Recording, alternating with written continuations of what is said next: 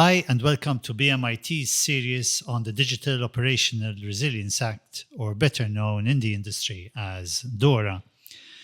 For those of you working in the financial services sector, I have no doubt that you have heard of DORA and its arrival in 2025. This piece of legislation targets organizations in the financial services sector.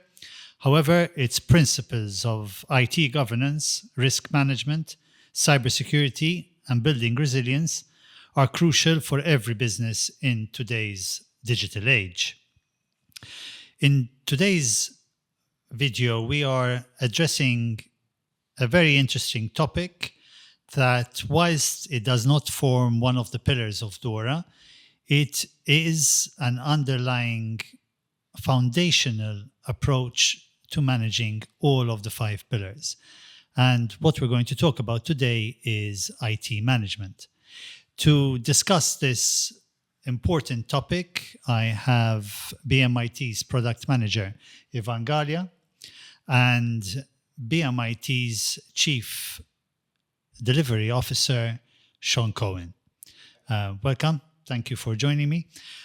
Starting off with IT management as a definition, we often refer to it as the process of overseeing all aspects of technology, of information technology, operations, and resources within an organization. However, if we had to look at the integration of IT management within the broader concept of business continuity, business formation, building resilience, there is so much more to it.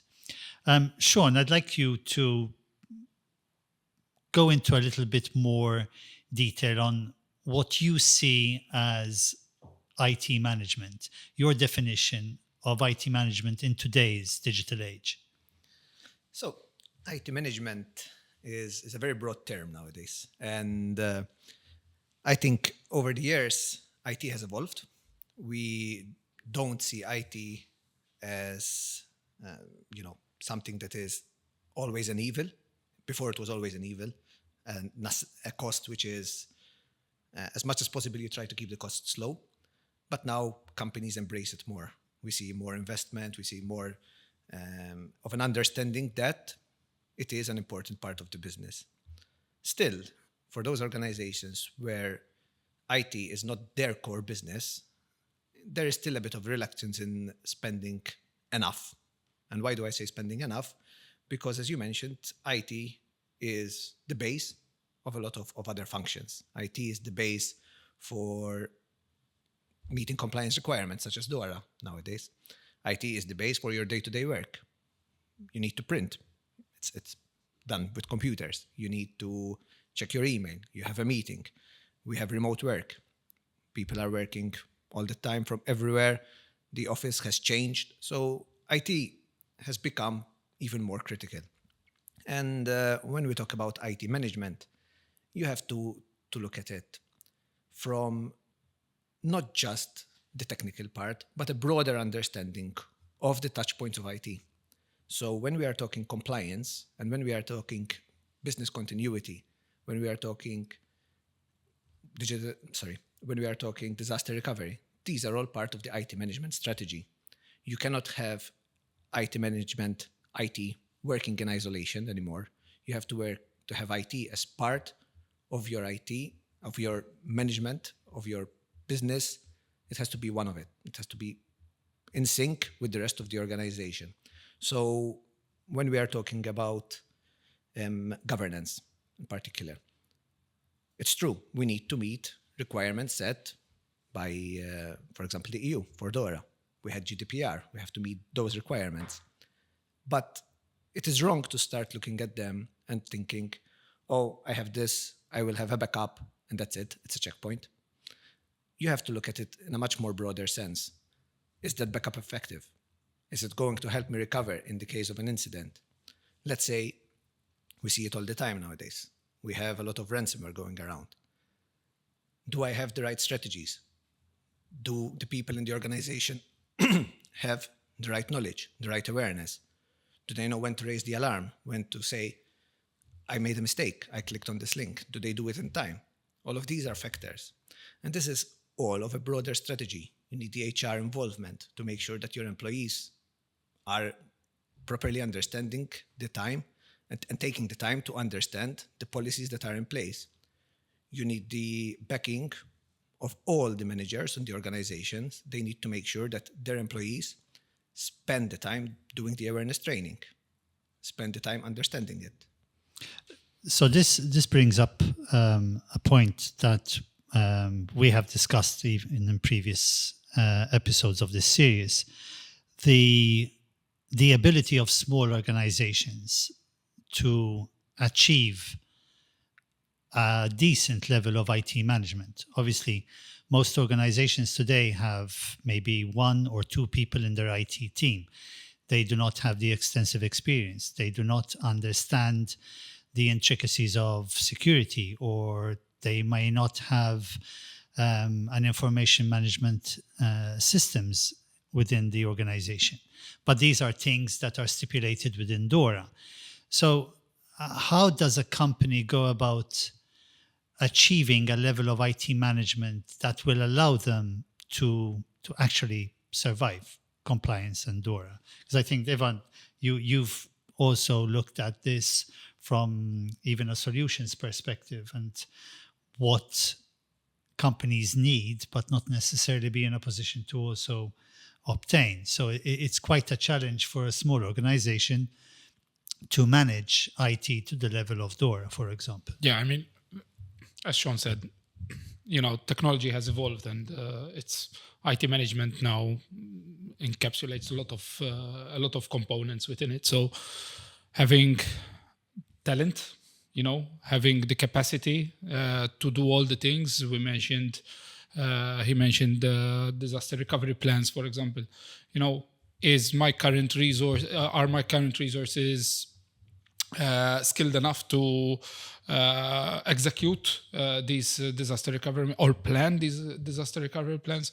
So again, there's the question of capacity and talent. So I think that's a very big point. So is it a question of cost? Yeah, it comes to a question of cost, I believe so, yes. But you raise a valid point in that when we see certain regulations, they are designed and built with possibly larger organizations in mind. And then perhaps it's a feeling, but there is an understanding that it does not apply to everyone.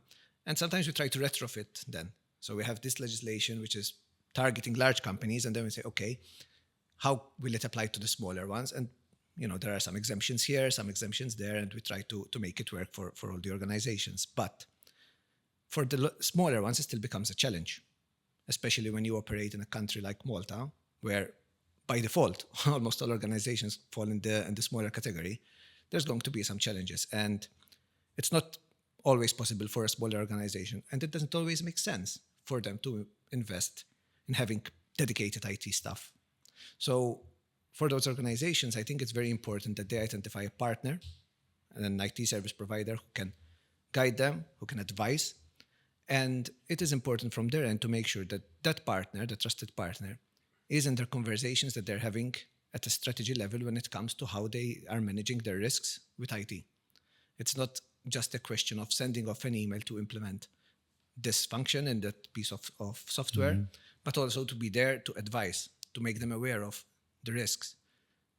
DORA came about to address the new realities. We have a very, very changing tech landscape, a very changing threat landscape, and I think it is critical that you have someone who can advise you on the latest threats, the latest attack vectors, to make sure you're addressing them properly. It is not something that you configure today and you're good to go for the next 10 years. It's an evolving landscape.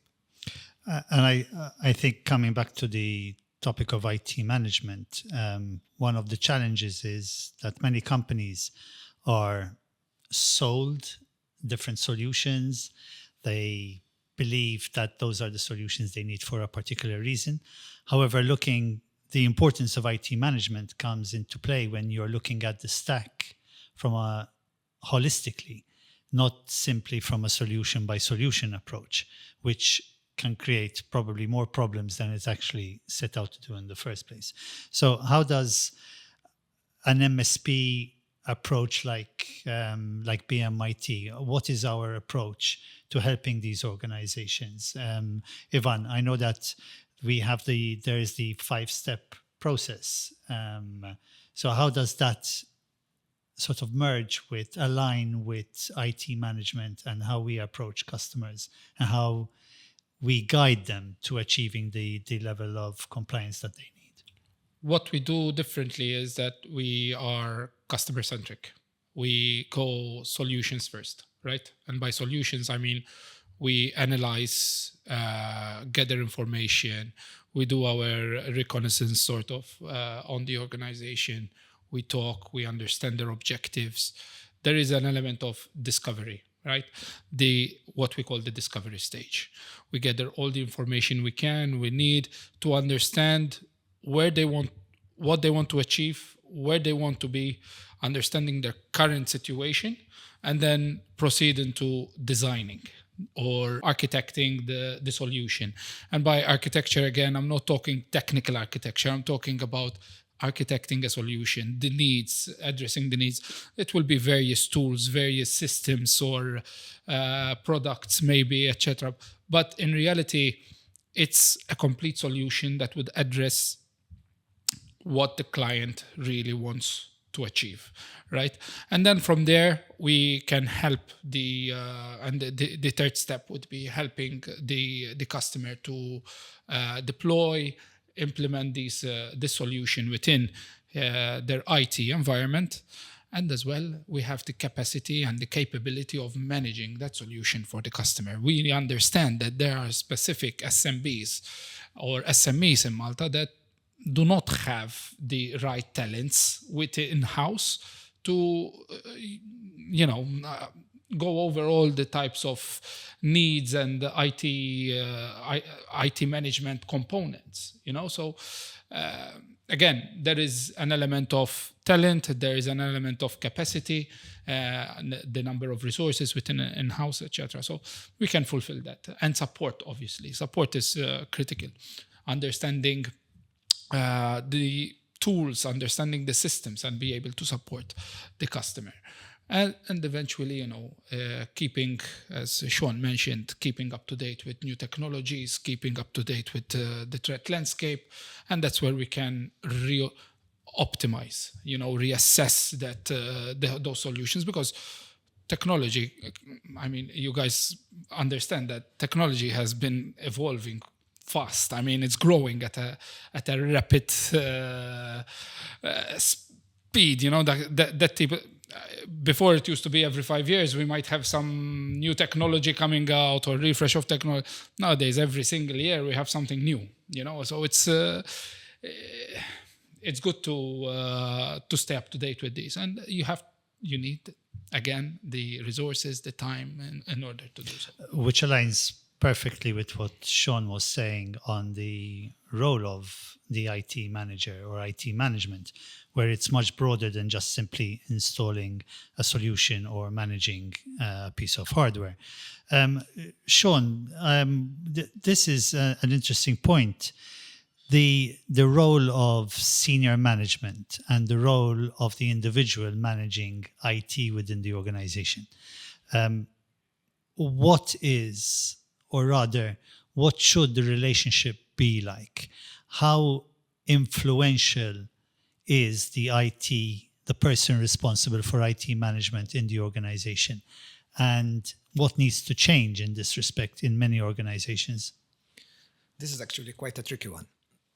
For a long time, security came in, digital security, and the understanding was that I have an IT admin, this is within his remit. But in reality, security cannot work like that. Security is actually something that needs to come from top down.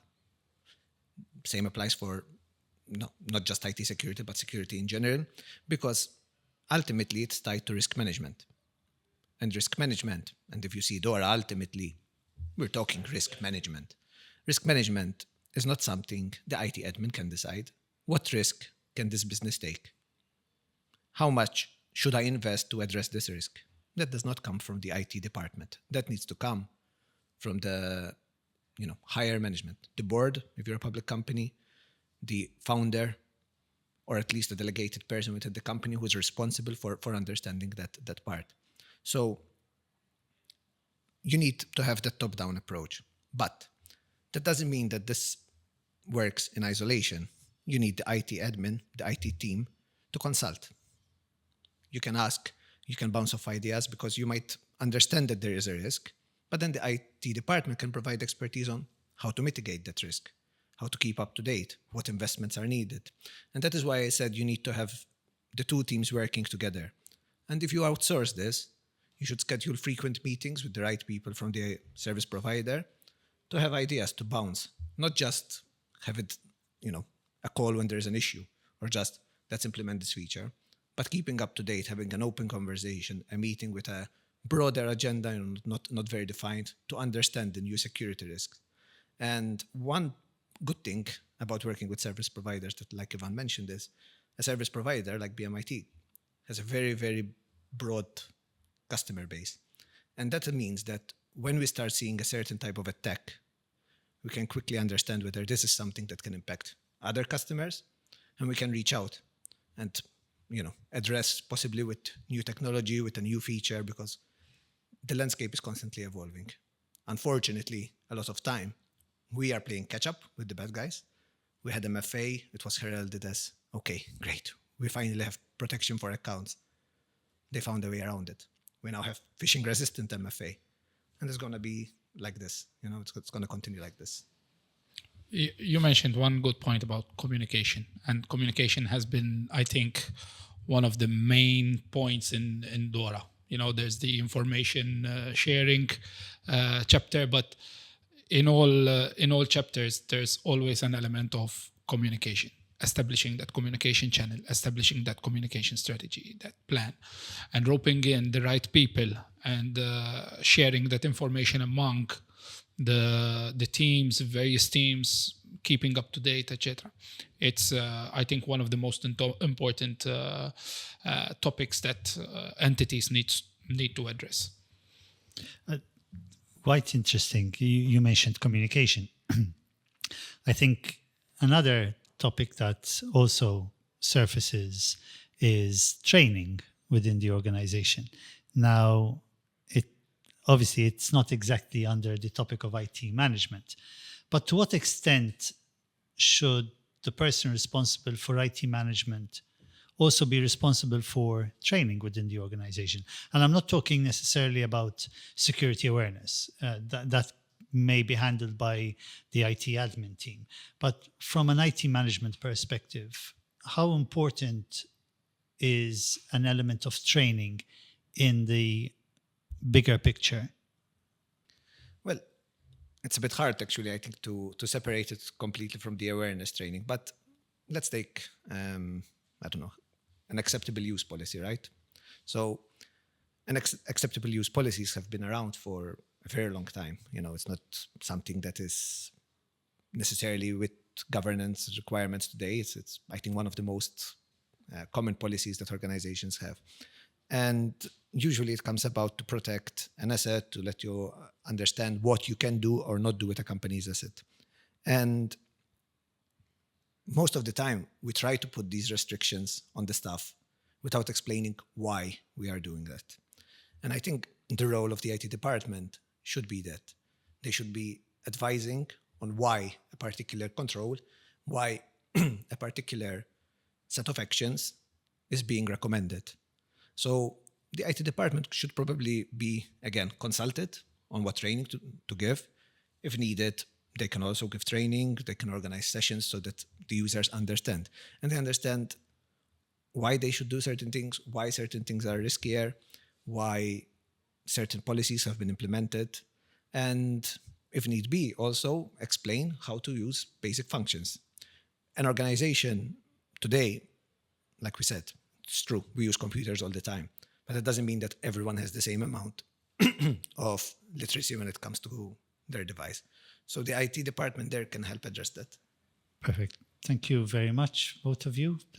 Time is almost up. Very interesting, very informative. Once again, thank you for joining me. Thanks for Thank the you. invite.